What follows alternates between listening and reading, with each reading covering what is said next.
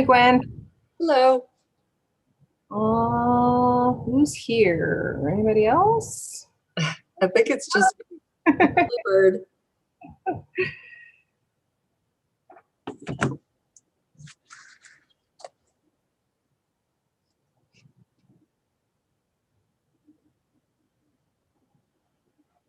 Hello. Hey, I'm so excited. I got new tires. Ooh, nice. Good timing. I know. Absolutely. Yeah, this weather is bad for bad tires. I had two new ones put on like November, hmm and they put them on the back. Oh, So, and I'm a front wheel drive, so I was like, why am I having such a hard time? yeah. Because the front ones were bald. And so I got my other two new ones, so I'm good. Yeah, that's a big expense. They're always a lot more expensive than I remember them being.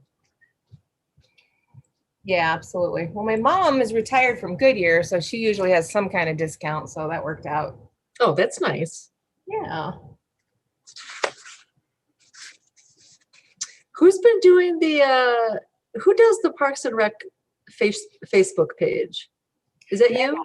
No, it's Meryl. Meryl? Oh, okay. I like it. It looks I've been seeing more and more lately, and I'm like, oh, I don't know. It just seems like more active or something lately, but I've been really like kind of enjoying seeing it pop up. Like I saw like the fencing showed up and like a few other things. Nice. I'll tell her. Oh yeah, please do. Yeah, and then even like kind of like liking other posts, like I'll see them. It's kind of more like a little bit more community engaged. I really think it's great. So I wasn't sure who to. She's on top of it, so it's exciting. Oh, that's great. Sam and Jake. Hi, Sam. Hello, can you guys hear me? Yes. Groovy. I gotta find my volume.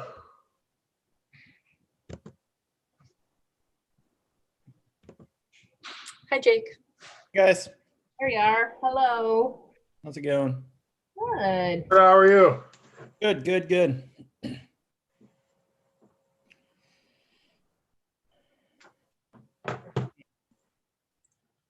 I just got the lacrosse schedule. There's going to be some cold games. I know.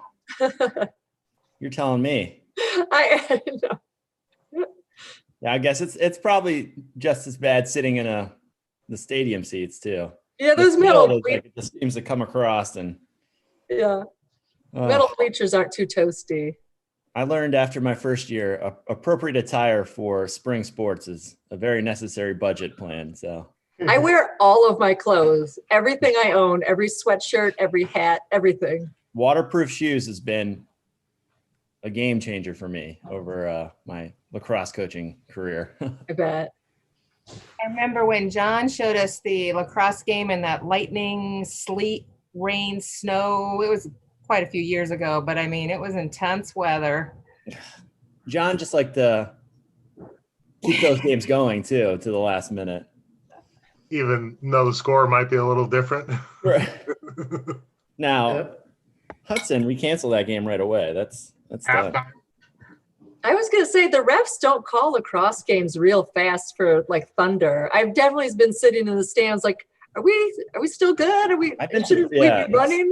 It's pretty strict. They're supposed to have a siren that goes from like a central location that somebody sounds, but they're supposed to, if they feel that they can make the call, they're supposed to make the call. I know my daughter's softball games, they call them in a heartbeat. Yeah.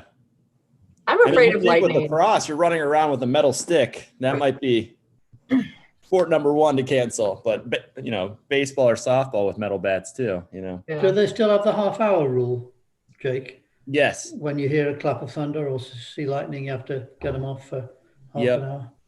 Yeah. I always remember when I was coaching being really glad, come February, March, when I would see the lacrosse players practicing on the parking lot in freezing temperatures. I was always glad I was a fall sport and not a spring sport. Wait a minute, though. I got news for you, Steve Mitchell. I did many a time in the concession stand when it was freezing cold, and we had no running water, and I was hauling hot water in from home. It was ridiculous. I imagine. Yeah, and to be fair, when it got to October in the soccer season, it could get Yeah. pretty cold. Yeah. Right. Well, you always knew you were doing well that year if you were cold playing soccer. So Well, yeah, that's right. We would Making it into postseason. we'd usually win a couple of games, and then we'd either come up against Jackson or Hudson, and that was the end of the road. So, it is what it is. Very Right. true. Sorry, I have video off because I'm having to eat dinner because right after this meeting, I have another Zoom meeting and without time in between. So at the risk of making you all jealous, I'm eating dinner. And you don't want to spray it all over your screen, right? When somebody Exactly. cracks a joke. Mhm. Does anybody know about Neil? And Kathleen's not here either. We'll wait. Here's Kathleen. All right. Karen, did you need my phone information? I did call back, but you weren't there. Oh, that was me looking for it, and we got it. Yeah, I know. I know it was you who was looking for it, but it was Karen who called me. We're good. I think we Okay. figured it out. All right. Hi, Kathleen. Do you know if Neil is going to be late? Is he working till 6 like he sometimes does? He did not tell me he was working till 6 today, and I called him about your phone number, so he knows about the meeting. Mhm. Okay. Did you call everybody? Get my phone number? Hey, I'm good. I don't have it. I don't have your phone number. She was advertising for a good time called Steve. Good luck with that. That's funny. New spray paint ideas for under the bridge, right, Sam? Yeah, right. Oh, no. Yeah. Oh, Hey, don't man. give anybody ideas. Yeah, you clean that up straight away, Stan. All right. Well, let's assume Neil's maybe going to be working a little bit late and call the meeting to order. Do you typically do a formal roll call? I can't remember what you said. Or yeah. I write everybody down, so it's your choice. I think, yeah, I don't think normally, not Yeah. really typical it, but I don't see the need to. We can see everybody here on the screen. So, mhm. that's Except for me, it's really my 4-year-old granddaughter. yeah. Here's Neil.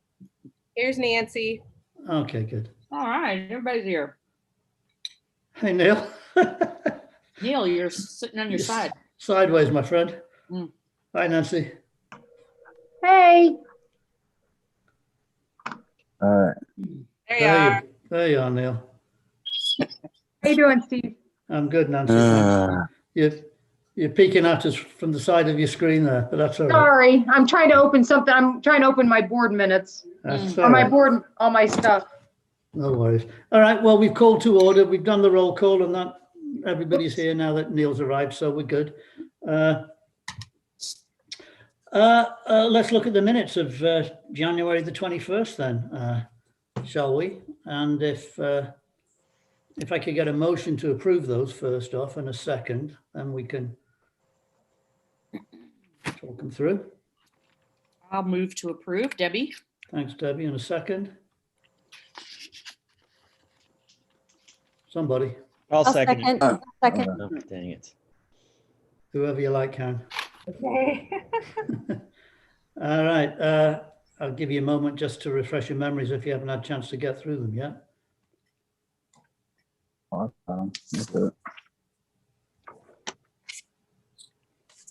thought they were very complete, so thank you, Karen. Well done. Do you normally record the meetings, Karen?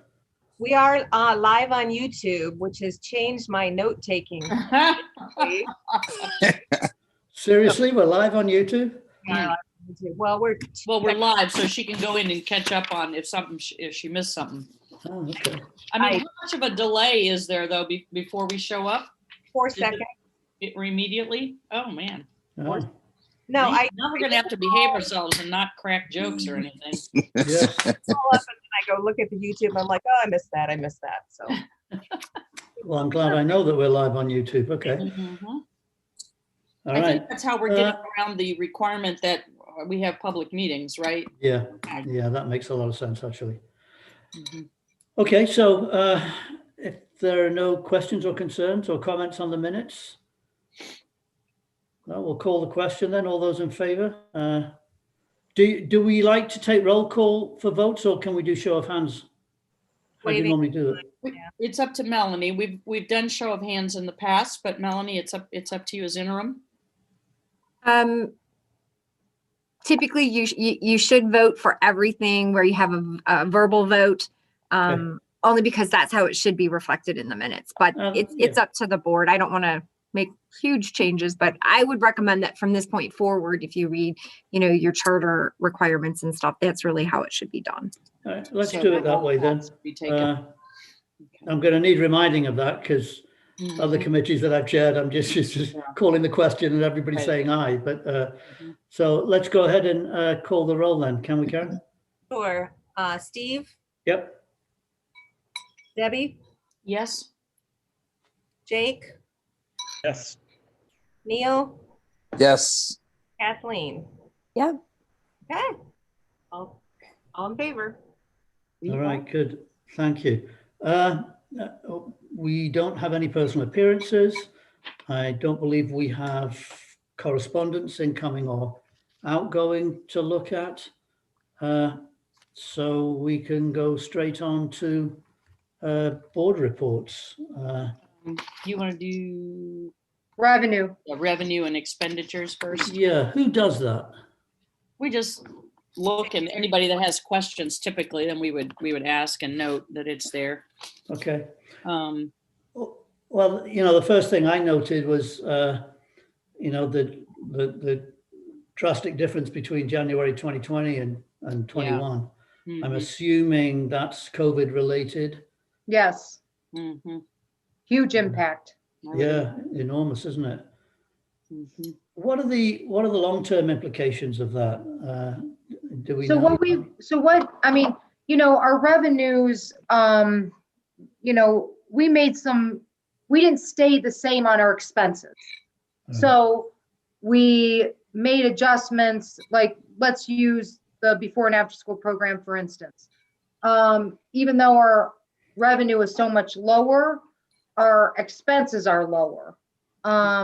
We make those adjustments based on like the number of kids, that we, or the number of staff that we have with the number of kids that we're serving. We used to run before and after school every day. Now we're running cohorts on Tuesdays and Thursdays and, Wednesdays and Fridays. So our staff costs go way down because we don't need as many staff as normal. Our expenses, our food costs go down. Our rentals have gone down because we're not serving, we're not out of Loncoy right now, so we don't have to pay those expenses. But it could definitely, with the revenue that the net profit that we gained, that's going to hurt the overall budget. Mhm. So at the end of the tax year, do you typically sort of do a budget for the next year and determine the extent to which this year's budget is balanced? How's that normally done? Well, the budget's usually done in May or June, isn't it? Doesn't it have to go to the council in June, Melanie? So what we do is we have to true up our budget in May, and then that is presented to the county in June. So that does get an opportunity to go back to the county. What we do for the next year, though, is we go ahead and we prepare our budgets in August, September, October, and then our budgets, both capital as well as our operating budgets, are presented to council. Capital in November, operating in December for final approvals. So that's how you true it up. Yeah, Melanie, you're speaking of how the rest of the city is doing, the other departments. Am I right? Park and Rec should be following the same schedule that we follow as well, because they'll be filing underneath the city as well. So our budget as a whole goes in all together, despite the fact. So Health Department is underneath this, Parks and Rec are underneath this as well. Okay. So when does your budget year run from and until? Do you work on a calendar year then rather than the tax year? Yes, it's a calendar year, Yeah, January okay. to January. All right.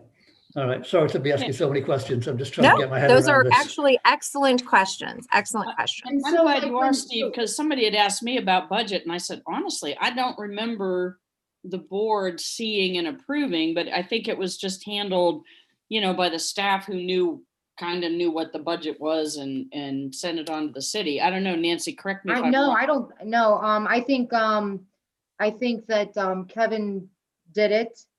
Mhm. John definitely did.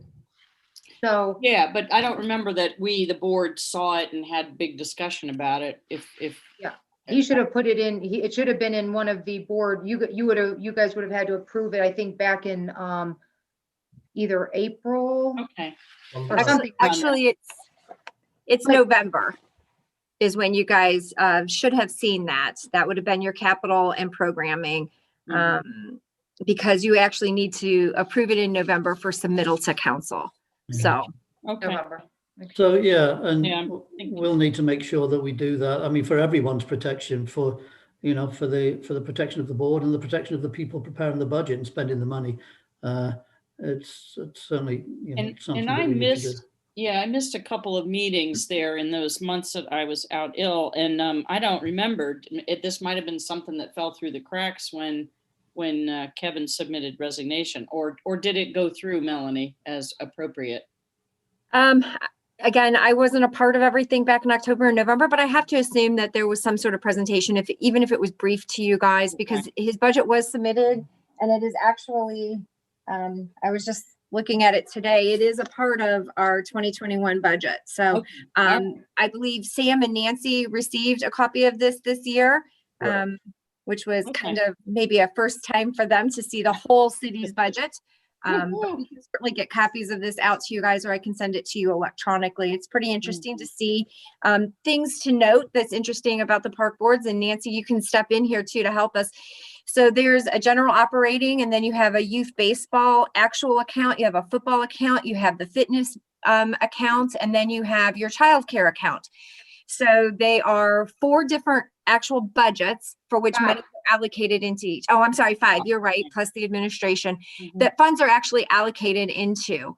And of course, those funds are allocated from the bond issues that are out there, the revenues that are received from these programs. And then any shortfalls are then supplemented by the city's general operating budget. And then those monies are forwarded over to Parks and Recreation or the Health Department as council sees fit, and when they appropriate and approve that annual budget in December.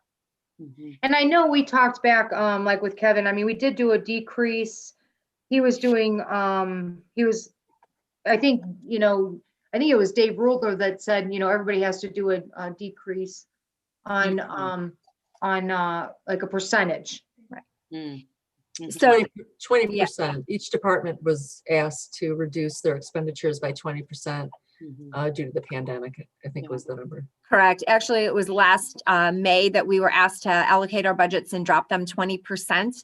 And so we all did that across the board. When we recapped and came back in October and November, we were asked to take another look at our budgets and try and cut again. And I will say that the overall budget for Parks and Recreation saw an increased additional 6.4% deficit in their budget. So they did a great job to try and meet those demands and requirements that we were seeing, which was our loss of revenue. A little bit easier here again, because you guys are funded through the bond issues, which are through the property taxes. So I'll say it was a little easier breathing maybe to be able to prepare a budget, because you know that those are coming, but the monies that we helped to offset certainly were less this year. Yeah. Well, tough times, right? And let's just hope that as vaccines become available and people start getting more comfortable with being out, that things will turn around, and income certainly will get back to something close to what it previously was. Time will tell, I suppose. Are there any other questions or thoughts on the revenue and expenditures, pages 4 and 5 of the report?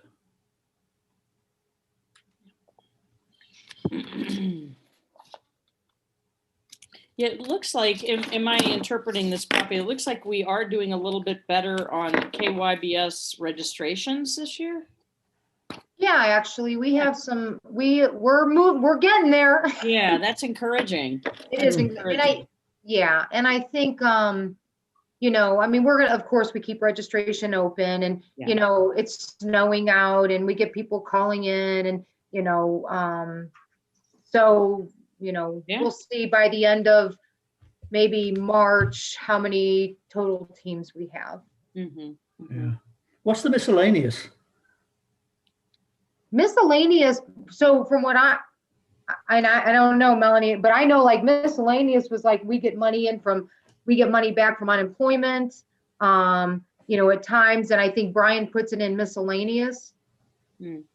Because that's a Melanie? big increase, which is Mm. Oh, nice. yeah, so there's like a one-time amount that we, you know, we don't budget.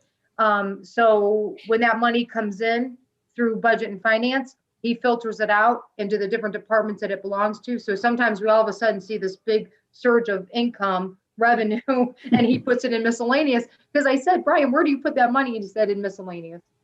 Okay. Wow. All right. Yeah, I don't know. I mean, I guess it would be interesting to see the line items of that Yeah. from an accounting perspective. Not that I'm an accountant by any means, but, you know, that would raise some questions, I think. You know, where is that money coming from? Yeah, and we can print that report out. I mean, it'll show you where it's coming in from. Yeah, might be useful just to add that to the table underneath it, you know, Mhm. because everything else is fairly cut and dried, isn't it? It's pretty straightforward. Yeah. Yeah, you're talking about revenue, right? Yeah. Yeah. Sometimes Yeah. Yeah, So we that can was- print, we can do that for the next time. Yeah, just sort of add it to that row underneath miscellaneous. Miscellaneous, okay. Yeah. Mhm, mhm. I was laughing about our ledger report. Remember the days of it being like 3 pages long? Yes, It's a I do lot see, less. yeah, Huh. it's so little. Yeah, I Why is know. that? Well, Well, again, because for we the don't have same as many reason. expenses. It's just not things going on, so I we don't see. have the expenses that we normally would. Okay. So we're not trying to spend money that we don't have. Yeah, We're trying to limit as much as we can, that's a good always thing. trying to cut. Yeah. Where do we get donations from? Donations will come from sponsorships. Donations will come from trees. Yeah. Like, you know, somebody that wants to plant a tree. A I was donation wondering what you might meant come by in. that. Yeah. Somebody wants us to plant a tree. Okay. You know, we got a donation, like last year, we got a donation towards the football program for $10,000.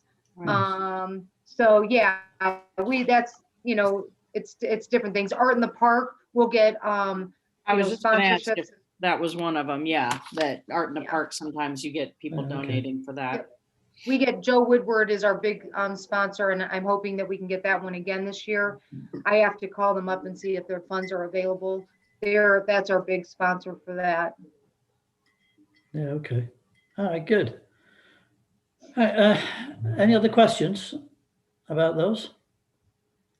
I had one quick one, Nancy. Do you do a report, or maybe this is what you were saying with KY, Yes. whatever, but just in regards to the programs we offer, let's say it was in, 2019, 2020, this was baseball, this was softball, this was Zumba, this is the enrollment we've had, do we ever get to see anything like that, kind of like?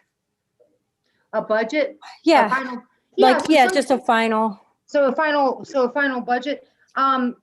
So baseball, you know, I'm always doing budget. If you come into my office, I have a budget binder for every single program that we offer. I've seen that. Yes. Yes. I've seen that. And I keep all my expenses in there, and then I do a revenue report, and I do a final budget. I don't always share them because there's so many of them. So if there's one, like sometimes I'll say, you know what, let's look at Art in the Park, because Art in the Park is under our 301 funding, which when I was talking to Melanie about, it's all clumped into 301. It doesn't have its separate budget. So you can't look at the sheets and say, oh, we made this much money off of Art in the Park. So typically what I'll do, like for that one, I'll do a final budget for that. Things that, you know, you really can't see. So like baseball, you can see it because you can look at the budget, or you can look at the final budget on that and see where we fell. because that's all the expenses come out of that 302 budget. Same thing with childcare. Now, the other issue with childcare is that we have a couple budgets in the general budget that is like the preschool, and one of our camps is bunched into all of that as well, that revenue. So you don't actually see an actual number on that. So that's why I have those budgets. So anytime you want one, you just let me know and I can put it in, like for a particular program, I can put it into the board packet. Okay. Hey, Nancy and Sam, have we as a department ever prepared an annual report? Yeah. Yes. Yes. We Every year. Every year. So you do that every year. Yep. And are these numbers in there? Yes. Yes. Okay. Yep. Yeah, so you can see that. Hold on a second. I do believe last year there was not an annual report done Okay. when Kevin was here, but every year before that, we've always had one. John presents it to the park board. I think it comes to city council too. I was going to say, usually they will always end up at city council. So a lot of the questions that you guys are asking should actually be covered in an annual report, which would be numbers, revenue, what the programs were that were offered, brief description, how many they had throughout the year, how many classes, how many games, all of that usually is compiled in an annual report. So if it's been done in the past, there's probably a template that they have. So we could certainly work on, 2020 would be low, but we could certainly work on trying to put something together for that would at least get us caught up through that point. And then, and then the other thing is, and when you look at that annual report, and you probably haven't seen it, Kathleen, but it shows, John would always do a graph, like adult programs, sports, camps, and you would actually be able to see the revenue and all that on there. Yeah, that would be great. That would be great information because I do a more specific one where I look at that and I look in, I do a budget for even like a prior to the actual program, and then that's how the staff know this is how many how much you can expense in food. Megan has a budget that I say, okay, you can spend this much a month, you can spend this much on staff, you can spend this much on supplies, and then we look at it, as we go. Perfect. So Karen, can I make a request then? Could you look out the most recent annual report, and if it's not in PDF form, maybe it'd put be it into 2019. PDF form. Yeah, it should be from 19. Yeah, it might be in hard copy, or if it's a PDF, that'd be great. But if it's not a PDF, could you make it one and email it to the board? I think it'd really help our understanding, because you've got a fairly new board here, with myself and, Jake's only been on a year, I think. Yeah, Kathleen fairly new as well. I think it would really help our understanding. And, for that matter, once we're going to talk about the director search a little bit, but it would probably be helpful for whoever becomes the new director to be able to see that, just so that they can better familiarize themselves with the operations of the department before they walk into the office. So yeah, and they should be familiar with annual reports. So yeah, they should. You're right. They should. So they'll be able to, because they're all in the office, every one of them. Oh, great. There's a whole stack of annual reports. So if you open that up, it has a wide array. We did pretty complex annual reports. Yeah, we only want to see one. We don't need to see. You don't want to see the past 20. No, we're good. We only need the one, Nancy. But thanks anyway. Okay. Anything else on revenue and expenditures? Do you normally vote to accept these monthly reports, or do we just move from item to item? Item to item. Okay. All right. Good. All right. So if there are no other questions or comments about that, we move to the parks report. So Sam, I think we come to you. Yeah. Yeah. We've been doing, seems like nonstop doing snow lately, obviously, and everybody's into it. We do, for the park board members that don't know, when it does snow, we plow all our parking lots, obviously. We try to get to Megan first because she has the kids that come in at 6:30 in the morning. So we try to come in early, get to Megan, get the rec center done. But every one of our parks that has a sidewalk on it, we have to clear the snow on the sidewalks. So not only do we plow the parking lots, the fitness center, the office, tannery, we do part of Plum Creek. Most of the parks are actually blocked off because we can't really, they're gravel parking lots, we can't maintain them. So we'll come in and we have to do every bit of sidewalks. So if I have 4 people in, I send one person to go do city sidewalks and the other 3 are out plowing and doing all our sidewalks. We still didn't even finish today what we had to do. So we'll finish tomorrow. We send a 4-wheeler out, then we go in and salt. We have to hand shovel all of downtown, the boardwalk, any of the stairs we have down there. So it takes us almost an entire day just to do our walks in the boardwalk. When it snows like it has been lately, we have to come back and finish the day before what we didn't get done. Obviously, just because it keeps snowing on us. Yeah. I mean, but that's what we do. So it gives you, everybody's always like, oh, what do you guys do all winter? When it does snow, that's something we do. We did have that brief break, and you'll see a couple pictures in the packet.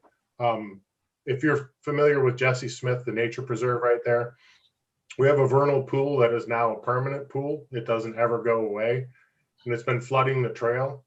And I talked to some of the walkers there, and they throw logs down and everything. So I took the guys out and I said, hey guys, can we build, I originally said a bridge across this so the pool can do what it needs to do.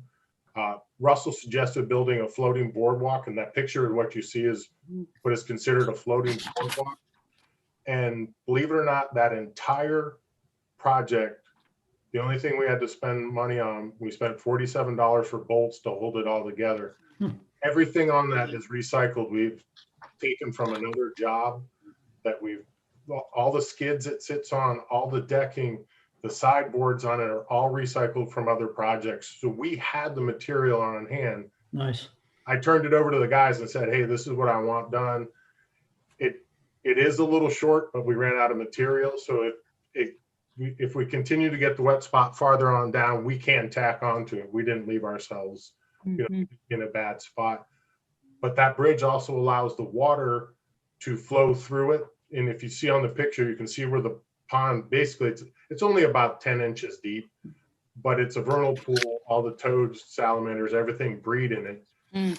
When it gets larger, it can actually flow through the boardwalk, and you'll see on the other side a little bit of remnants where water in a pipe, so it has somewhere to expand to instead of continuing to flood the whole trail out.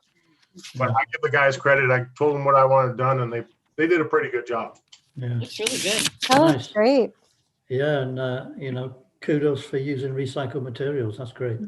Hey, Sam, I had one question real quick. Back to the snow. Do we still do the long sidewalk stretch down to 261? I remember that for a few years back. The city sidewalks, yes, we do. The machine was broke down for a spell. We just got it back 2.5 days ago. And Tim, when we get that much snow and the slush gets put onto the sidewalks, it just takes us forever to do. Yeah, I'm sure. We're able to get the Roosevelt leg done, which is the north leg. Tim's got almost the whole south leg done now. And as soon as we get the south leg done, we'll go out to the east side, which is the hardest because 2 lanes get put onto the sidewalk. Yeah. So he's actually having to make 3 and 4 passes at a time to get it down to at least so it's passable and walkable. It's just, it's really difficult when we get that much snow and the little machines, but we're plugging at it. We'll keep going. I just wanted to make sure the newer members were aware that we've taken on that responsibility at the city's request. And we'll be doing it for a while. And it's just when it's light snow, we can usually get it done in a whole day. Where we're at right now, Tim will be doing it until spring break, I think. But this is the most snow we've had for several years, I think. Yeah. It is the hardest one we've had for a bit. Yes. Yeah. So I'll have to talk to the service director to see if we can get the plows not to throw the snow on the sidewalk anymore. Hey, I made that request and it just falls on deaf ears. I don't know. If they would just put an aimer thing like you have on a snow blower and shoot it over the sidewalk and under the yards, then that would be perfect. But you're doing a great job, Sam. Absolutely. Thank you. Let Tim know. I just keep checking on them every once in a while and getting them fuel. Well, good. Yeah, I know Tim Harrop pretty well, and he's the sort of guy that you want on that sort of project, right? He will get it done. It doesn't, and if he can't, he'll come back and say, I'm going to figure out a way to do it. So I've got the right person in the right machine to do it. He will not give up on it. Yeah, definitely. Yeah. All right, great. Anything else, Sam? No, that's it. All right. Any questions, folks, for Sam? Any other questions? All right, great. Thanks, Sam. Nancy, on to you, recreation, or is it Megan?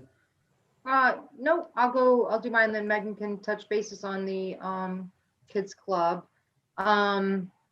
So we are doing the photo contest again, and Hometown Bank is going to be our co-sponsor, giving us $100 for every photo contest. So, the last one we had some nice photos come through, and they gave us the money to pay the winners. Hometown Bank did. So we're going to do that again. And I asked if they would sponsor, and they said yes. So they're going to give us $100 for each season. We'll do 4 seasons of the photo contest. Great pictures for Kent and be able to use for our website. Yeah. So if you get out there and go find some photos, we need some. Go tell your friends to send in some photos. They might win some money. They'll win a gift card. That's all they have to do. Go take one picture in Kent. Right. They might win. So they don't have to be Kent residents. It just has to be taken in Kent. Yeah. So it doesn't matter. Yeah. Nancy, do you have any kind of sort of publicity, a flyer we can send around? Yeah, so we did an e-newsletter, and it's also on our website. So so what we're doing is we do an e-newsletter every month, and it has all the information in there. It goes out to about, I think our database is about 13,000, 14,000 people. Oh, great. Yeah, and so we'll make sure you get that. Well, I think, do most of you get it? Who gets our e-newsletter? I don't. You don't? I do. I think I do. I get it. So that's kind of our big marketing piece. And then we put it on our marquee, and then we put it on our website. We have a Facebook that we put it on, Kent Parks and Rec Facebook. So we use a lot of social media right now. All right, I'll sign off the Facebook group. That and and just go to our website. Okay. We keep everything updated on there. Yep. Oh, I'm sorry. Do you ever send emails back to people that have participated in past like programs? Like you send like a target, like, okay, you did soccer last year, so now I'm going to give you a heads up, and you send them back that email. So we've been doing the fencing, but sometimes I almost missed the last one just because I didn't realize that there was a new one coming up. So is that something that you normally do? Well, so the e-newsletter goes to our entire database, no matter what you've signed up for. If you were here for the adult egg hunt, or if you were here for the fencing, or you were here for martial arts, you will get that e-newsletter. If we send, we can specialize in just one area and send, instead of sending 14,000 email lists, have 14,000 email lists, if we want to target just the fencing, we can create that from whoever registered in just fencing and send an email out with that. But I typically don't, because there's so many programs that we send it out in the e-newsletter now, because it goes I to would everything. I would send it specifically to the participants, because I really would. The e-newsletter is good. And just speaking strictly, putting my parent hat on, if I got something like, oh, Carly did soccer, here's the soccer, boom, here it comes. Reminder, soccer email. I just think sometimes people need that jarring, just that specific thing. I know for me, it's helpful, but maybe it would help drive numbers too. Like, oh, I forgot about soccer, especially because it is in the fall and in the spring. I don't know, Right. Gwen, if that would help you, but meaning like with fencing, if you got that, you were like, okay, we got to sign up for it, but you almost missed it. Yeah, I think sometimes, if you just kind of skim over it. Yeah, I just wasn't sure. If you have an ability to specifically target, like, hey, you did this last time, let's sign up. That might really help. And we've done it for some things before, retention.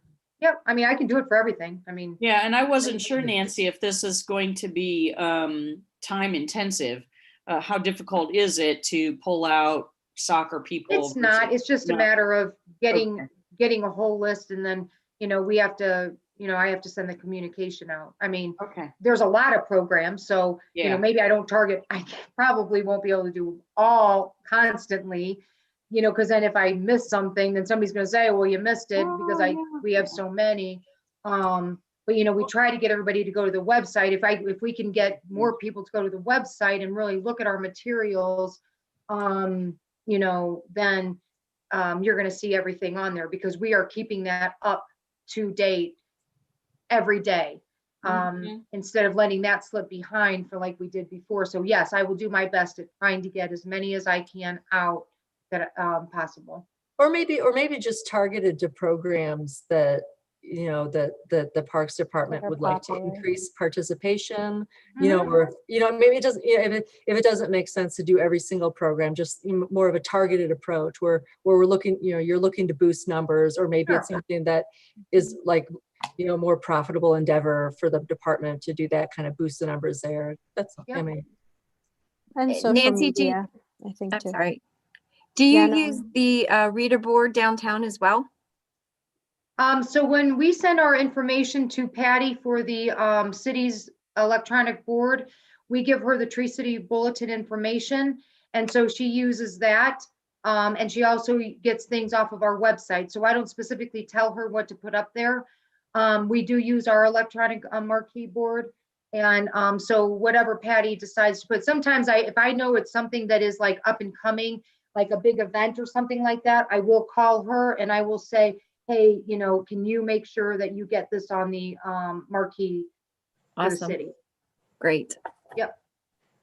Art in the Park, we got all those applications out. We're getting some back already. We're moving forward with that. Where we brought our Kid Fit tumbling back, which we had to cancel last year because of our instructor was not comfortable doing the tumbling class. I think we're at like 12. We got a nice size group coming in. She's really excited. And then the other thing that I don't have on here that I met with my staff today that we talked about, we were going back and forth with the adult egg hunt and the kids youth egg hunt. And, there's a lot of people when it comes to the adult egg hunt. And I know it's probably going to be, it's one of those things that people love to do, that adult egg hunt. We are not going to do the adult egg hunt this year. We have to go out and obtain many sponsors, and we have to collect a lot of giveaways. And when we do that, and all of a sudden we decide to cancel, they've just lost out on their sponsorship. So we're not going to do that. Plus, having 800 people in the park is probably not going to be the healthiest of things right now. So what we're going to do is we are going to do a youth program. And I asked my staff to come up with an ideas if they had any new ideas. So Kim, Megan, and Meryl, I think came up with, it's called the Traveling Youth Egg Hunt. It's going to be free. We're going to use 5 of our parks. We're going to put 1,000 eggs at each one of our locations, Kramer Ball Fields. We're going to use Plum Creek. Plum Creek, Alice, The soccer field. the soccer fields, and Stonewater. So what we're going to do is we're going to have staff at each one of the locations, and then they're going to, each person that they have to register for this, there will be 100, there'll be 500 max that will be allowed to participate, and they just register through us. It's free. They'll get a card and it says where they have to start first. So the first 100 will start at Plum Creek, and they get to go there and get 10 eggs. So you can spread them out. Huh? So you can spread them out. Yeah, we're going to spread out 1,000 eggs on each one of these. So they'll go drive to Plum Creek. They get to get 10 eggs. Then they'll get their card stamped. Then they'll go to the next park. They'll get 10 more. And then at the end, they can come it'll be from like 12 to 2 on April 3rd. And they will be able to come back to the shelter if they get a number or they get a piece of a candy picture. They'll be able to come to the shelter and get their prizes. So I thought this was a great idea. It'll get them out to our parks. It'll keep them social distancing, so we shouldn't have any issues there. And they'll still be able to do something with the with our Easter egg, and so that we can get those kids out there. Nice Great. idea. Yeah. Yeah, I Nice said, idea. yeah.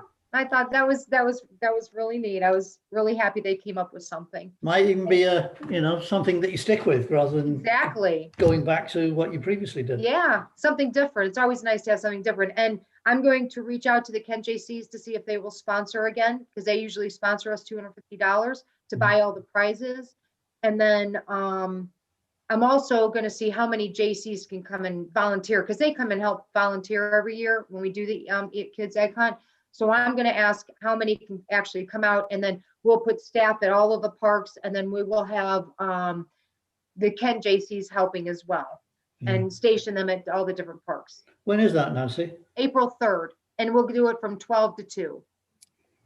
Yeah, so if you need extra bodies at any of the parks, I mean, certainly I'll be happy to help up, Yeah, that's depending great. on other people's schedules. Yeah, so I didn't put that in here because we weren't going to finalize it until today, as far as what we were going to do for the Easter egg hunts.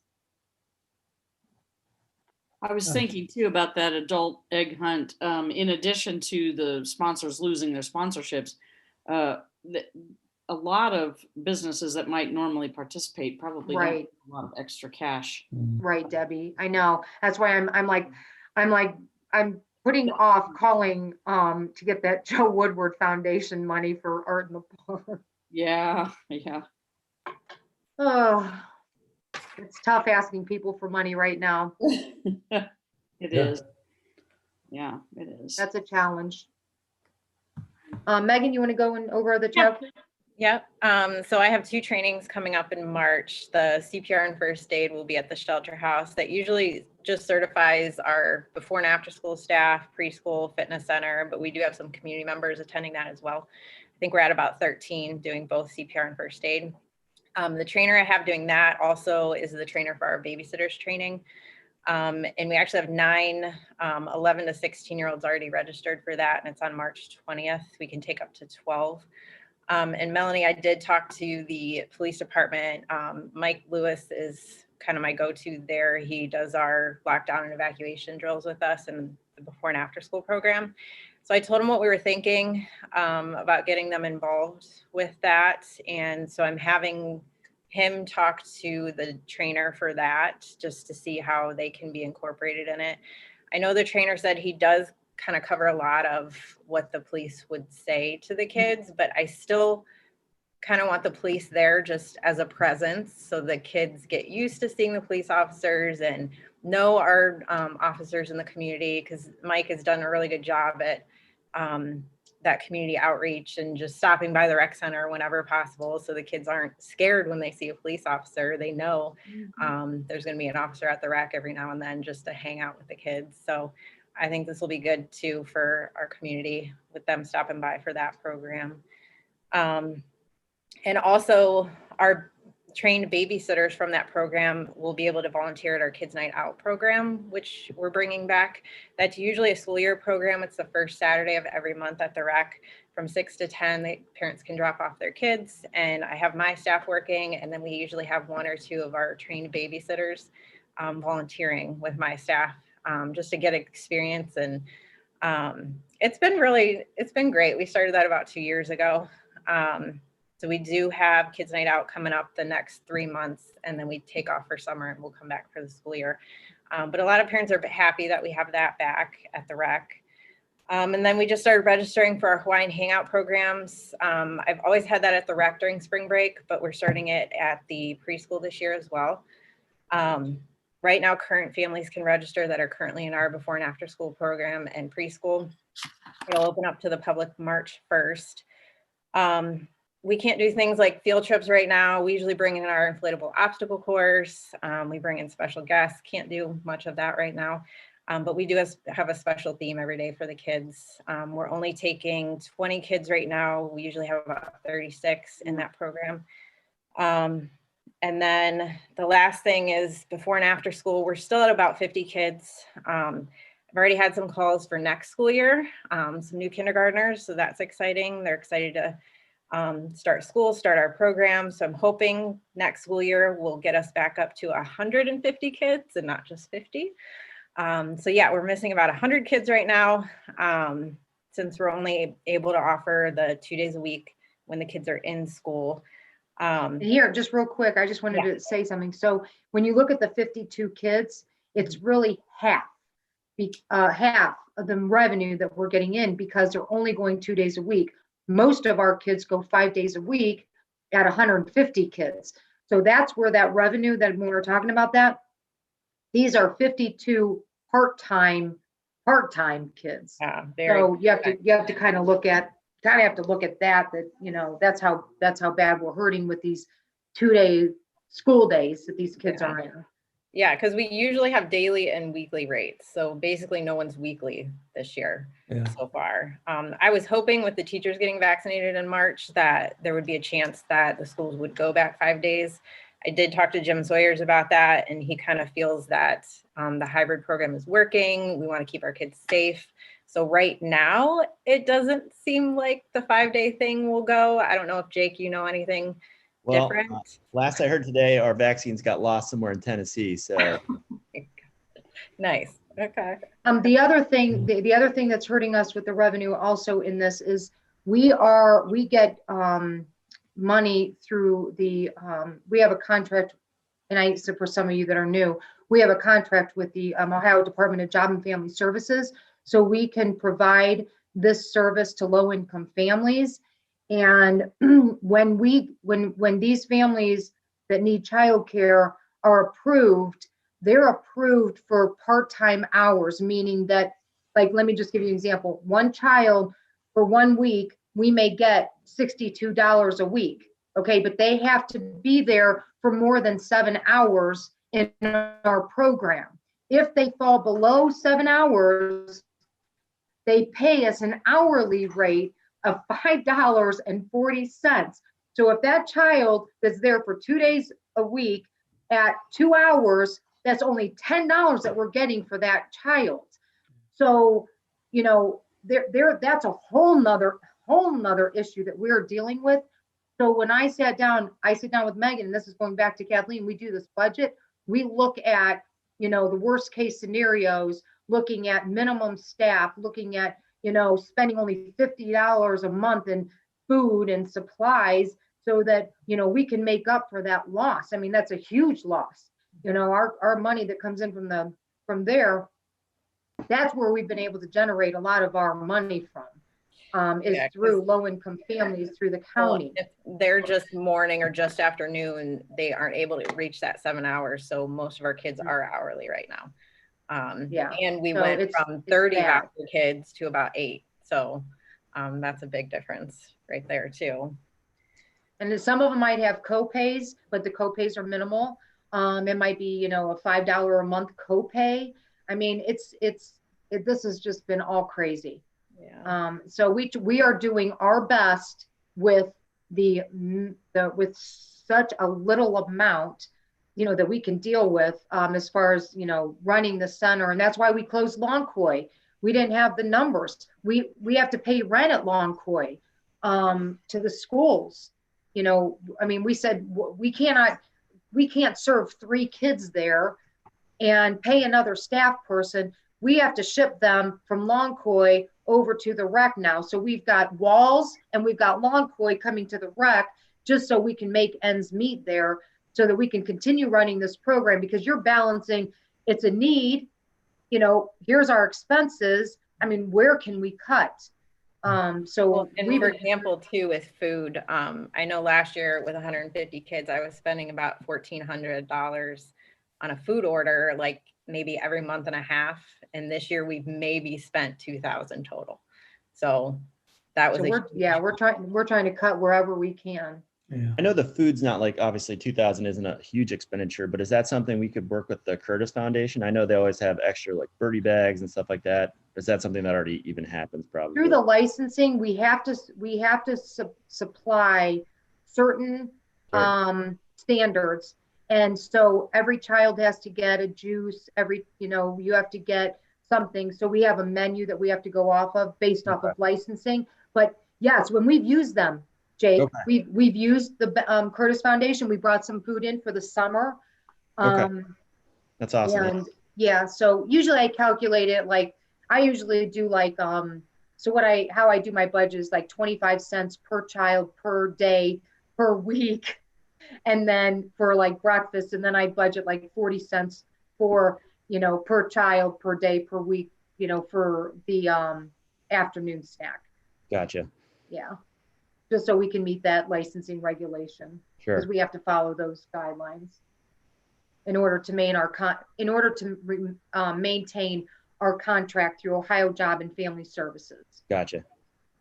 And so far, we haven't had any issues with COVID at our one site that is up and running.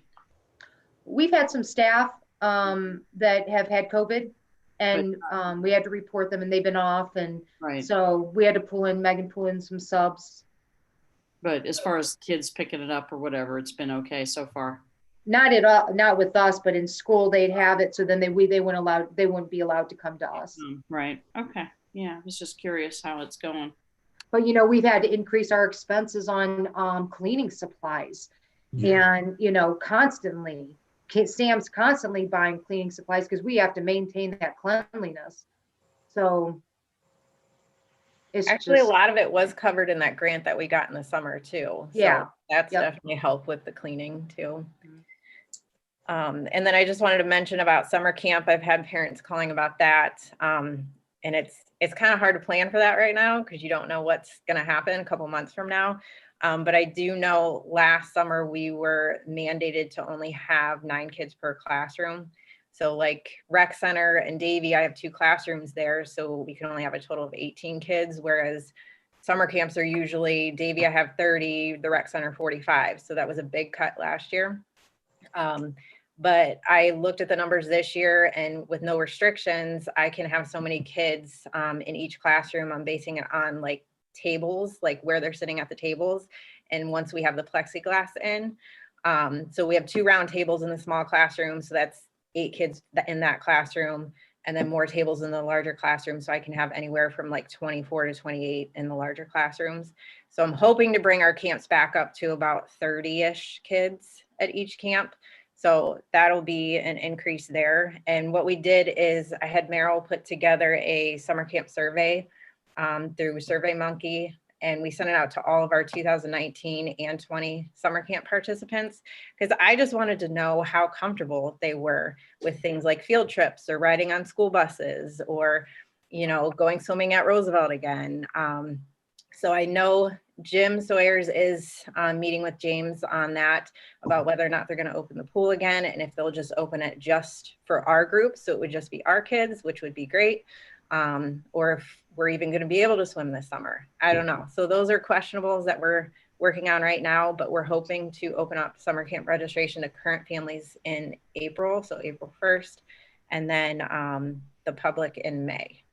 So I know they haven't even started any of the renovations of the pool yet, and I think they're pretty extensive. So I do worry about that. But if I feel like they start in the next month, the swim team's just finishing up.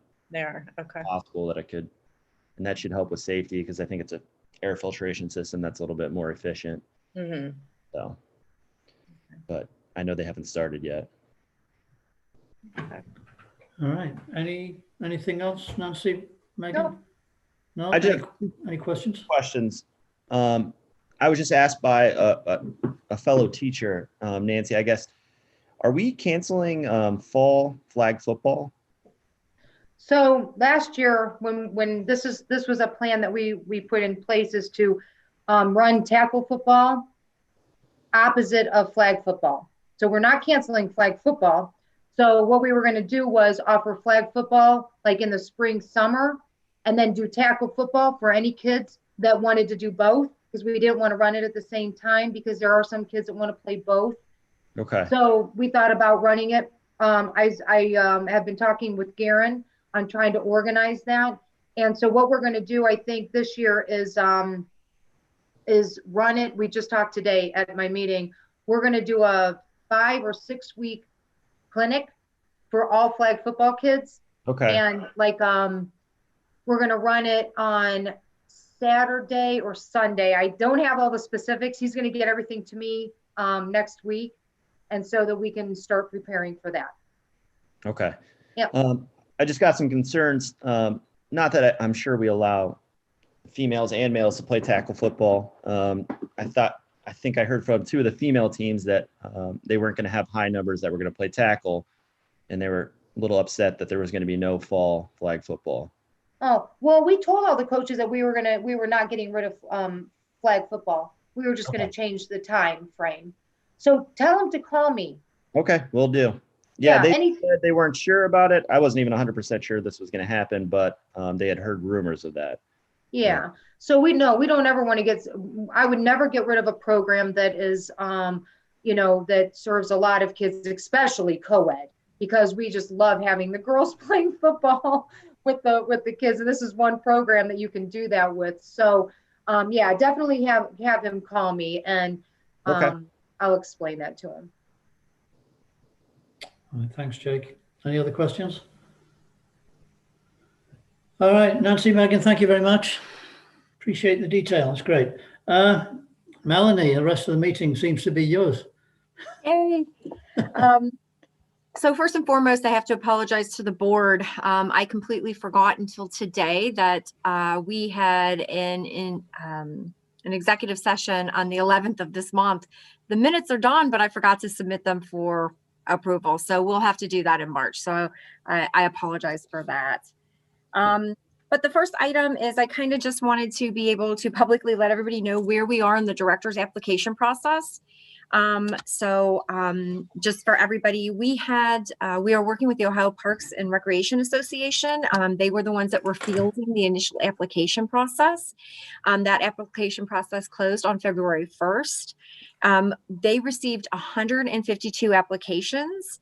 They were able to take a look at those, and on a first blush look, take and lower that to 52 applications. Those 52 applications were forwarded to the city, and Suzanne and myself had an opportunity to look at each and every one of those applications. What we did then is we met with Woody, who had also reviewed every application in addition to those 52, and we were able to narrow the list down to 15 for the board. Once we had narrowed that list, unfortunately, we did have one person who did withdraw. So it really narrowed the list down to 14. We met on February 11th in executive session, and we were able together as a group with the board, lower that list from 14 down to 8. So we are now in the process of setting up, and we will be conducting interviews next Monday and Tuesday in the evenings from 6 until 9:30. And then we will meet together again on Friday, the 26th, in executive session to discuss those interviews and hopefully be able to narrow that list down to a more manageable group of about 3 or 4. There will be a process in there as well where we will be sending out questions that we'll expect those candidates to answer to return back to us. And then I believe that we'll be looking at in-person visits for the last 3 or 4 candidates, whatever the board decides the number should be. So that's where we are in the process. It's been pretty exciting. It's happening relatively quickly. But I have to say that and the board can certainly chime in here. Of the 15 that they received, they were excellent applications. The 52, quite frankly, all of them were great. So, just there were those that rose to the top and those that stayed in the middle. So I can't say that we have any weak candidates with the ones that we've narrowed it down to. So I'm very excited to continue through the process. The one thing I'd like to encourage the board before we go into those interviews, I had forwarded out to you and I can re-forward, but I had sent you guys chapter 165 of the codified ordinances, which is the Park and Recreation Board, along with the charter of the board and commissions. I would recommend reading through that. I took some time yesterday and today to reread through that. And I think it'll help you as you're beginning to go through those, as we do those interviews. It really kind of explains exactly what's expected from the director, the kinds of items, like I said, the reports that should be due, that you should be reviewing, the kinds of things that you're going to want to maybe hone in when that person is being interviewed in reference to those items in there. So if you have a chance before Monday and Tuesday, just to reread through that and see what those requirements are from beginning to end, what you're responsible for, what the director's responsible for, I think it'll just give you a little bit better picture and a greater opportunity for that scoring when you're actually listening to a candidate. Yes, If I have, there's no questions, just have to admit, I've been rather ignorant of what all we were supposed to have been doing all this time. I think this is the first I'd ever seen that, so. That's been. If I could just chime in really quick too, I actually was reading it over the charter before this meeting. And Steve, there are a couple items that you might find of particular interest just in speaking about the budget, about the responsibilities for submitting an annual estimate of budgets and expenditures and things like that. And I'm not entirely sure that a couple of these items I've been aware of, or if they've happened annually according to the charter or not. I would have to go back and double check, but it does look like we stipulate really specifically budget information being made available to the board. So I agree with you. Seeing a line item by budget I think is overdue. I think that it's a good suggestion.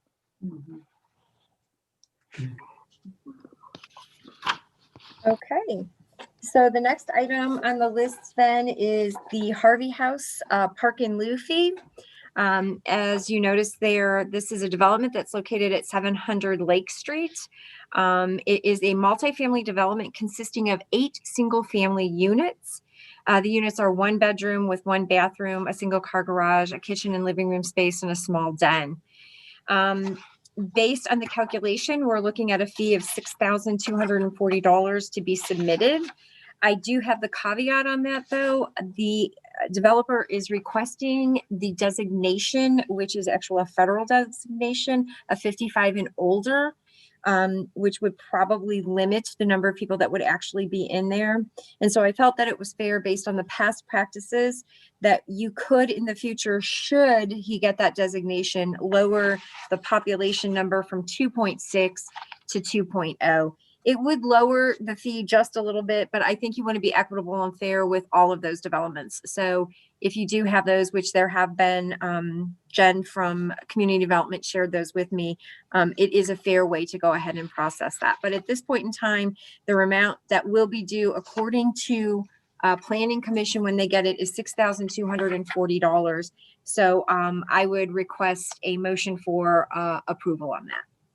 Yeah, and I have a question. I mean, it said right here they were 1 bedroom. How did they come up with a 2.6 people per unit? That is all based on the code. That's codified ordinances. Multifamily is actually a 3.2 number, and everything else is a 2.6, including single families. So, no, I get single families, but it's 1 bedroom. Well, the den, I think, though, that you have to be careful on, while it's relatively small, you know, in today's society, we have grandparents that may have to raise a grandchild or two. So even so, I think that you need to take that into consideration as a part of your park fee. I would suggest I will be talking to the next director.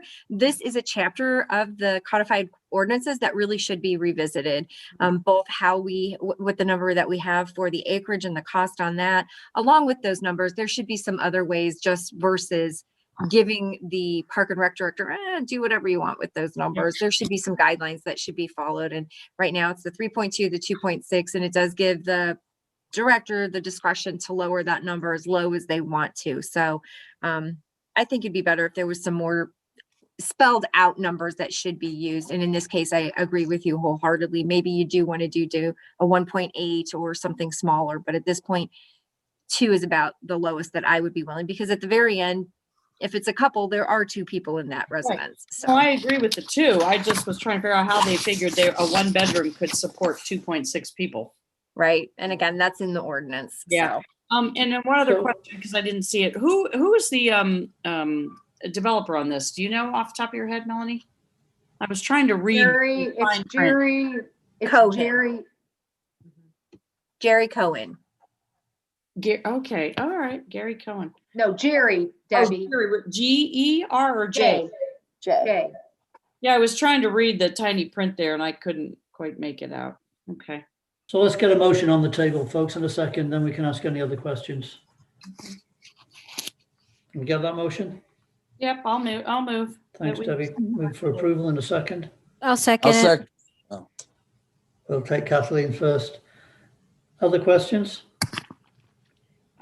Hey, Melanie, just excuse my ignorance here. Park in lieu is not a phrase that I'm familiar with. So this is language that I don't know. And so, I mean, I have to ask, who's paying whom 6,000 and change? The developer is paying that to the park, the Park and Recreation Board.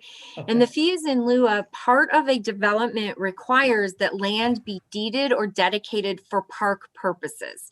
Usually on a larger housing development, you develop a larger acreage of land. The problem is in this particular case, it's a single lot, but it's being developed with 8 single family uses or so then it's considered multifamily. Once we go to that, the minimum acreage is a 3-acre parcel, if I'm not mistaken. Well, this is an acre lot, so there isn't 3 acres. So they're required then to pay a fee. On larger developments, it can be a combination of both. It could be land and it could be fee. In the downtown development, all of those things did owe the city or the parks a fee. And so that's where the park and lieu fee is. Now, I will say the other half of this was before the moratorium was put into effect that I notified you guys of. The city matched that fee.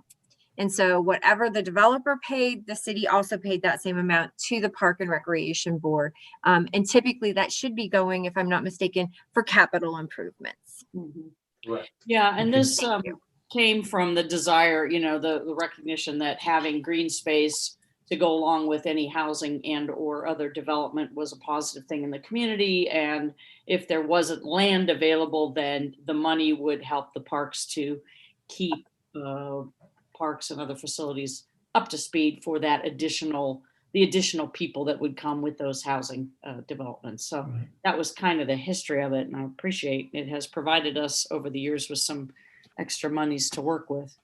And or it's how some of the parks were put into some of the newer, not brand new, but newer developments that we've had in the city. Okay, Helped out a lot. good. Other questions? Just to give an update, last time I spoke with Hope, the city law director, she's still looking into the matching fees from the city there. So that's not completely gone away yet. It had been shelved temporarily because we were going to relook at kind of the equation there to figure that out. That's something that Hope is still working on. So we don't have a final answer yet on that. Okay. That'd be nice. Yeah. It'd be nice. Yeah. All right. Did you Final take a ask? vote? Not yet. No, I'm just going to see if anybody else has any other questions for you. Doesn't seem like it. So, Karen, can you call the roll, please? All in favor, Jake, Aye. Steve, Yes. Kathleen, Yes. Debbie, Yes. Neil. Yes. Thank you. Thank you. All right, thank you. Moving right along, Melanie. Yes, so what we have before us now this evening is the Memorandum of Understanding for review, and I will be requesting approval. This is, as we discussed in January, it is an actual memorandum that will be signed by the board along with city council and the city manager, allowing for the loan of the $460,000. As we had discussed initially, off the top of that will come $120,000, which was agreed to that engineering and service would go ahead and upfront those costs and take it from our capital, so that we had committed to be able to give you an inspector, but unfortunately because of other projects, we're unable to do that. That would leave on the table the $340,000 for the Park and Recreation Board to pay back to the city. With that said, items that I would like to say that we will commit to paying this off, or at least getting a larger down payment, is the park and lieu fees for 211 Franklin, which was received at around $12,000. The park and lieu fee that you just approved now at $6,800. We did ask and were able to exchange our CDBG funding for the parking lot improvements at the Recreation Center on Franklin. That's $15,000 now that will be converted to go towards this project. And we are recommending that there is a building capital of $15,000 for building renovations, to take $5,000 of that and actually apply towards this. As you noted earlier tonight, and Sam noted, you guys do our city sidewalk program annually. And that's a fee that's been figured out annually. And it's about $16,000 that you get back into your budget. We are willing to accept that as an in-kind fee. So instead of paying you, should we move forward with that? That $16,000, instead of coming to your budget and then writing a check back to us, will actually be placed against this loan. And we'd like to say that that would be annually. So every year we know that at least at the start of the year, that $16,000 will be a part of that payment back. Other than the initial 120 that's already been committed from the service department, there's no other matching funds from the city at this time. So with those understandings, and if you had an opportunity to read the memorandum, I would definitely recommend that we go ahead and approve this as is. We will be taking this to council in March for their approval as well. All right. Can we get a motion to approve this in a second, then we can discuss it? All right, Jake, Yes. Steve, Well, hang on a second. whoa. Whoa. You needed a Yeah. motion I first. need a motion in a second, then we can discuss it and I'll ask motion. questions. Set the motion to approve it. I'll second. All right, thank you, gentlemen. All right, now questions for Melanie. Yeah, I knew I'd read it, but I was looking through to see it's a 5-year obligation. So- Yes. Yeah, so, sorry, Debbie, were you in the middle of asking a question?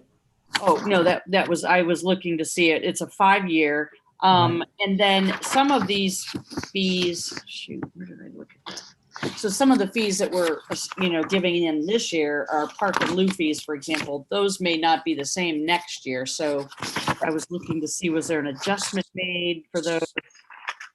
So what you're seeing right now does not include the items I listed, because okay. again, we will adjust this contract when the actual construction is complete. Because the one thing to think about too is not all things might be performed as a part of the actual bid and actual project. So what we'll do is we'll actually just put in what the actual cost was, less these amounts, which could lower that $68,000 annually. Okay. And Debbie, I think you're also too, some of that may also be adjusted, those, that amount. Yeah, we're all hoping. Yeah, what, can I just ask what's being done? Oh, it's a big project. Well, I'm assuming so, yeah. Yeah, Sam, I'm going to let you kind of take that one. I only know the cursory of it from the engineering side, and I know that they're expanding, and because that's part of why we didn't get all the funding we did. We're expanding some existing walkways and parkways. We're adding the stairs that go down from Main Street down to the actual path itself. We've had to remove trees and those kinds of things. Sam, I'll let you take it a little bit from there. Basically, Steve, what we're doing in a nutshell is from the Creighton Avenue, when that whole bridge was redone, they redid the trail all the way out and stopped right at Brady's Leap. There used to be the plaque there at Brady's Leap, and it went down to a brick pathway, which we have, that takes it all the way down to the Main Street Bridge. Right.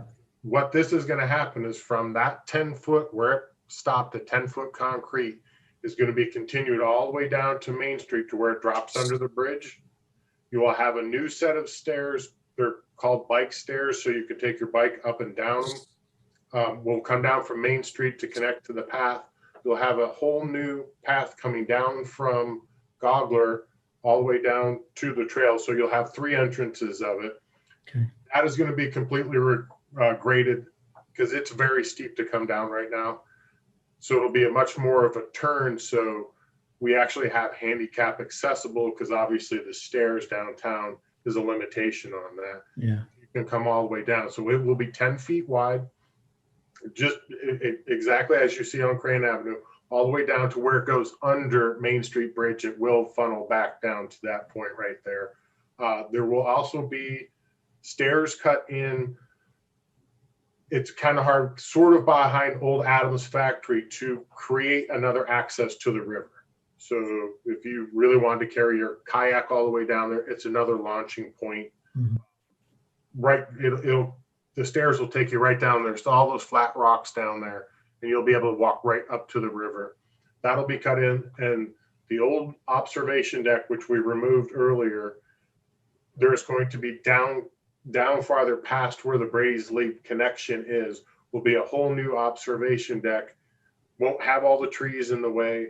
You'll have a great observation of the river right there. It's going to be very nice. I've been working with Rhonda on it. It'll be a very nice observation deck, and it's supposed to be lit up at night. I'm not sure, where we are in that process. I haven't got that far with Rhonda yet, but it'll be a really nice addition. All new lighting down through there, so it won't be as dark as it is at times down there. It basically, what we finally have got is that connection all the way down for the bikes to come. Then you can come up to Main Street. You do have to go up the stairs because no matter what, when you hit the dam, we have the stairs on both Right. sides. So I've carried my bike up those stairs many times. Yeah. Right, yeah. Well, So, and then you'll be able to come up to Main Street, and eventually down the road will be the south side's going to have something done too. Yeah. That's down the road. This is what that project entails. Thanks. Okay. Thank you. There's a couple things that are great about this, but number one, think about that trail, connects all the way past Riverbend and all the way to Towners Woods and beyond. So there theoretically are people that could take that trail, come in, go downtown when things are open and up and running again, and enjoy the downtown, atmosphere, et cetera. So to bring more people in. I was going to say, Steve, you might stop in the office one of these days and have them pull some of that and let you see some of the schematics, and it's a big project and it's going to be really nice. Yeah. Yeah, there's a sounds rendering of it, Steve. You can stop in and look at it. good. Yeah. Thanks. All right. I will do that. All right. Come in and hang out with us at the office all day, Steve. You're welcome. It'd be like old times seeing you again there. I got nothing else to do in my day job, but yeah, I'll do that. Yeah. Hey, Melanie, what's CDBG? Did I even get that right? Yeah, you did. Community Development Block Grant. That's Okay. federal funds that are submitted to our Community Development Department that are able to be given for different projects. This one, if I'm not mistaken, Sam, probably fell under community with low income. Correct. Yep. And so that's how we were able to do this, because that upgrade will accommodate everyone. So that's how they were able to secure the 15,000 originally for the parking lot. But the nice part about that is that this project still meets that same mandate. And because it's already a current federal project as well with other funding that we have, it dovetailed very nicely into being allowed that to come over, which really does help then begin to offset those costs. Yeah. Okay. All right. Thank you. Plus, one thing that's really important, just as an aside to this, we took it from that parking project. And once you got CDBG money, anything that they would have done to that parking lot would have required us to do prevailing wage. Prevailing wage does drive up the cost of a project. So being able to remove it from there will give Sam the opportunity to get some better quotes that will be considerably lower. So they should still be able to do some work in that area, if not all of it, probably for the same, or quite frankly, get more for the same price, because we were able to remove that restriction. So I think it was a good move and a good thought process on Sam and Jim Bowling's part. Yeah. to be Yeah. able to Absolutely. come up with that. And the rec center parking lot is okay to be delayed for a bit of time? We'll get it done this year. That we still have the money allocated to do it. It's just gives me a little more freedom to contact maybe some of the smaller companies or talk with Pat and Jim to see if maybe we can piggyback off the city if they're doing streets to save money. It gives us some freedom to move. Yeah. Okay. All right. Yeah, we're going to try and do that a little more often on some of their projects, whether it's trail projects and stuff. While we have a contractor in town, there's a lot of pros to being able to work out a contract separately for the park for that. There's no mobilization fees. It helps lower that their costs are. The accessibility is easier, and we're already working with them on a larger project. So usually you'll kind of see that there'll be some better pricing for you. So we're very excited to begin that partnership for sure. Yeah. So looking at the numbers, we're talking about repaying $68,000 a year. Yeah. I'm hoping to lower that by being able to have a greater down payment going into this year. Yeah. Okay. And it can be an average of 68,000, right? So if Nancy manages to get a hefty donation out of somebody, we can always Gonna try. we can always pay some of it off a little early, right? Yeah, let's do a naming rights kind of. Yeah. Well, yeah, I mean, I wasn't thinking of that, but I mean, as you say that, Debbie, that's not a bad, that's not a bad way to start thinking about it. Right. And the reason I bring up the numbers, it's a bit of a source of worry, right? Given the revenue has gone down, we hope it's going to come back up to previous levels, but we don't know that it is. Right. How much? So all the in-kind stuff, how much will that knock off that annual repayment? Ish, ballpark. Yeah, I apologize because I don't have it actually figured out, but just looking at it quickly, 15, 12, you're probably talking maybe a 5 or 7 annually off. So you'll take it from 68 to 60, It's not huge right now, but again, if we can find some additional money in the capital plans right now, or I even today asked for some assistance from the staff, and I'll be looking at purchase orders because I also want to take an overall look at the budget, the actual budget financially, to see if there's any revenue stream there that we might be able to on an annual basis. If it's 2,000 from this line and 2,000 from this line, then we know annually we can take that from there to help offset those costs in the future. But I don't want to leave any line item low or insufficient for the programs that need to be run. Yeah. So it's kind of playing that. And the one thing that is positive though, is that remember that the bond issues and stuff come from your property taxes. So that's going to stay relatively flat. So that part, we can at least know that income is positive all the time. Well, the other thing, I think there's one that's going to be up, and we could, instead of doing a renewal, we could do a increase that one. I think we have, Debbie, there's one that's due up, and instead of doing a renewal, I mean, that's one way of saving us. Sure. This budget, instead of having to cut from, because once you start cutting those line items, it's hard to get that money back. Yeah. I mean, I just doing. Just remember though, the cuts would only be for 5 years. Yeah. It is a little bit different because it isn't. So we had to cut this year. So remember, they're down a 6.4% as well, additionally. So we have to be careful on how much we want to cut because we were cut 20% in May of last year. We had to cut additionally for this year. So we're really down by about 25%, right? So we know that things didn't get cheaper this year. And they didn't get cheaper as we continue to move forward. So they're going to have to try and do the same amount of work with less funds. But as their programs begin to escalate, we've got to make sure that we're not counting on money that they're going to need as their programs escalate. So again, that's why I really want to be careful when we take a look at that. We might not be able to touch the operating budget at all. And that's okay too. But if we don't take a look at it, it's hard to determine if there's a little fluff here or a little fluff there. I have to imagine they do such a great job using what they have. They need everything that they do have. So, but it's always good to take a fresh look at it. Yeah.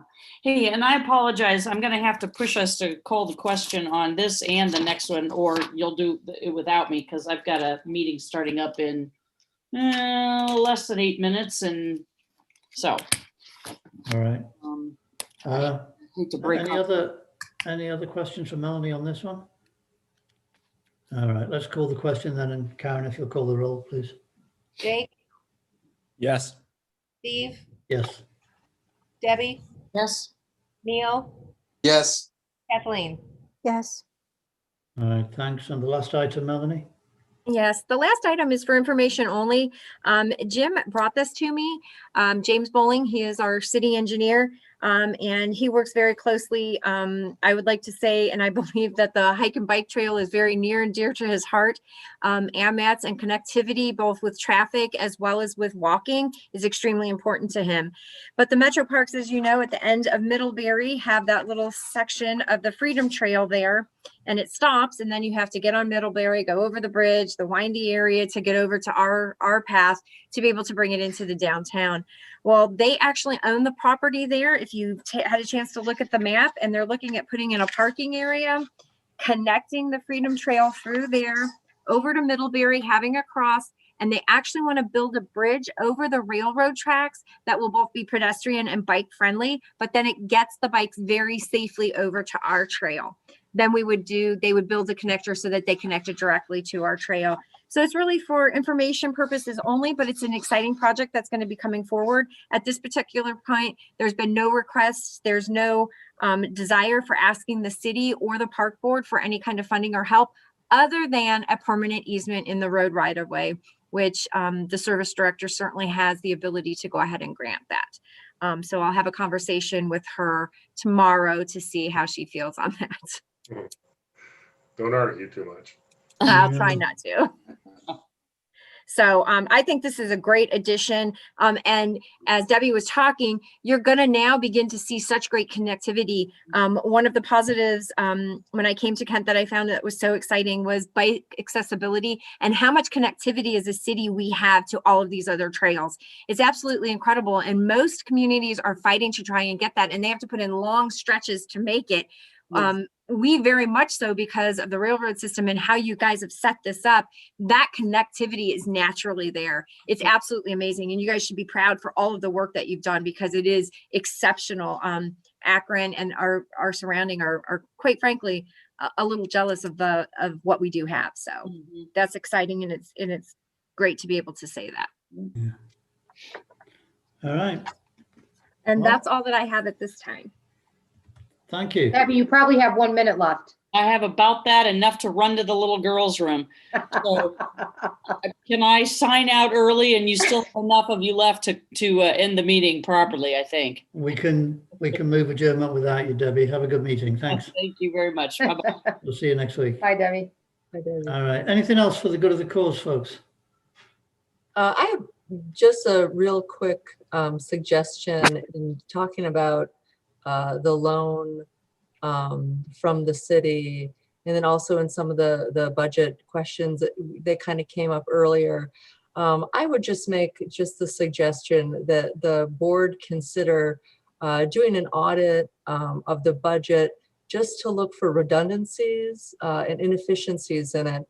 Very often you can find things that would help pay down some, if we can find some inefficiencies in the parks budget now, so that we can, going forward, we can have a little bit of a reset for a new director coming in, and also hopefully find some money there that we can use to borrow less, quite frankly, from the city. I think it would be worthwhile, and I would certainly think that it would be worthwhile to consider by the board, I guess. Yeah, I think there are some processes that we need to look at for things like reviewing annual reports, reviewing budgets, and as I looked over the documents that Melanie had sent us, the chapter 165 in particular, there are a few things in there that speak to board responsibilities, and so I think we need to decide what those processes are, and I think, Gwen, this will be one of them, and sort of put in place some timelines and due dates, and if necessary, some responsibilities for specific board members in doing things like that. That might take, I think, perhaps an additional meeting in executive session to just talk through some of those things. But yes, I agree.